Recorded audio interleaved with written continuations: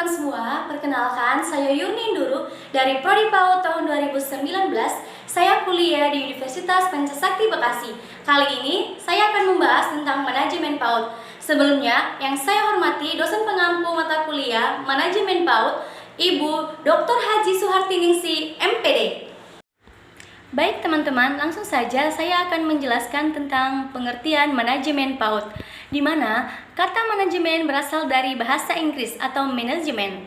Kata dasarnya memanage atau mengelola. Jadi, manajemen memiliki arti pengelolaan, pengarahan, pengaturan yang ada dalam sebuah lembaga. Dengan demikian, pengertian manajemen PAUD adalah suatu upaya dalam mengelola, mengatur, dan mengarahkan proses interaksi edukatif antara peserta didik, guru, dan lingkungan secara teratur, terencana, dan tersistem untuk mencapai tujuan pendidikan anak usia dini. Ruang lingkup manajemen PAUD. Dalam manajemen PAUD, ada banyak hal yang harus dikelola melalui dari awal pendirian sekolah, tata kelola, hingga pengembangan sekolah PAUD. Ruang lingkup manajemen PAUD meliputi apa yang dikelola, bagaimana caranya, bagaimana merencanakannya, dan kemana manajemen PAUD akan diarahkan.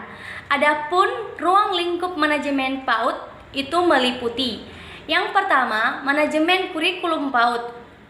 Yang kedua, manajemen pendidikan dan kependidikan PAUD. Yang ketiga, manajemen anak didik PAUD. Yang keempat, manajemen sarana dan prasarana PAUD. Yang kelima, manajemen desain lingkungan PAUD. Yang keenam, manajemen proses, input dan output PAUD. Yang ketujuh, manajemen pengawasan atau supervisi PAUD. Dan yang terakhir, tujuan manajemen PAUD. Selanjutnya adalah manajemen PAUD, di mana manajemen PAUD bertujuan untuk merealisasikan tujuan yang telah ditetapkan secara efektif dan efisien. Prinsip manajemen PAUD biasanya dilakukan oleh kepala sekolah atau disebut pengelola PAUD. Ada 4 prinsip yang harus dilakukan agar manajemen yang dipimpinnya berjalan dan berfungsi dengan baik. Yang pertama, komitmen dan ketegasan. Yang kedua, profesionalisme. Yang ketiga, komunikasi dan koordinasi. Dan yang terakhir, kompetisi. Jadi, salah satu upaya memaksimalkan bakat, potensi, dan kecerdasan serta kreativitas anak ialah dengan menyertakan dalam kegiatan sekolah anak usia dini, agar sejak dini mungkin kita dapat mengasah anak untuk dapat disiplin, bertanggung jawab, kreatif dan imajinatif, dan penuh dedikasi dengan metode yang tepat, kurikulum yang bagus, dan lembaga yang baik, maka anak akan mampu berkembang pesat dibanding dengan anak yang tidak. Selanjutnya yaitu bentuk penyelenggaraan PAUD. Pendidikan anak usia dini atau PAUD adalah jenjang pendidikan sebelum jenjang pendidikan dasar yang merupakan suatu upaya pembinaan yang ditujukan bagi anak sejak lahir sampai dengan usia 6 tahun yang dilakukan melalui pemberian rangsangan pendidikan untuk membantu pertumbuhan dan perkembangan jasmani dan rohani agar anak memiliki kesiapan dalam memasuki pendidikan lebih lanjut yang diselenggarakan pada jalur formal atau non-formal dan informal. Jalur pendidikan merupakan proses yang harus dilalui peserta didik dalam mengembangkan potensi yang ada dalam dirinya sesuai dengan tujuan pendidikan.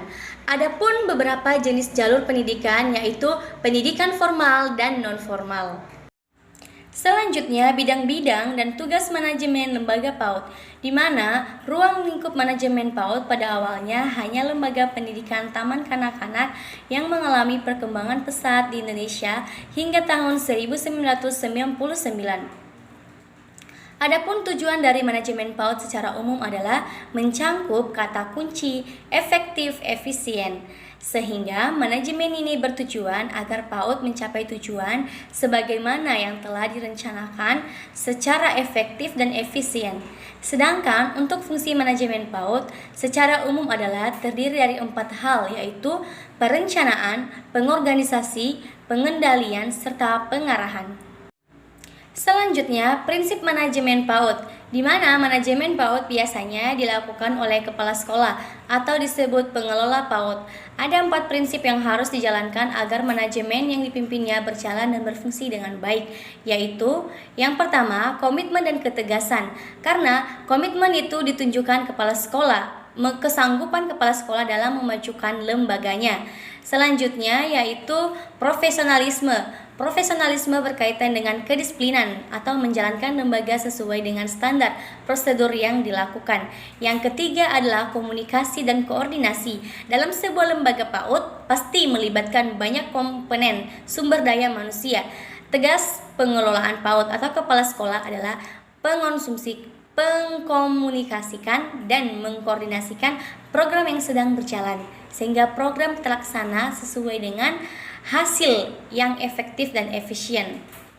Dan yang terakhir adalah kompetisi. Seorang kepala sekolah yang baik harus membebaskan guru-guru dalam mendidik anak tanpa campur tangan yang dapat mengganggu seorang guru dalam menjalankan tugasnya. Baik teman-teman, demikian presentasi dari saya. Apabila ada kesalahan, kekurangan dalam penyampaian materi ini, saya mohon maaf. Terima kasih.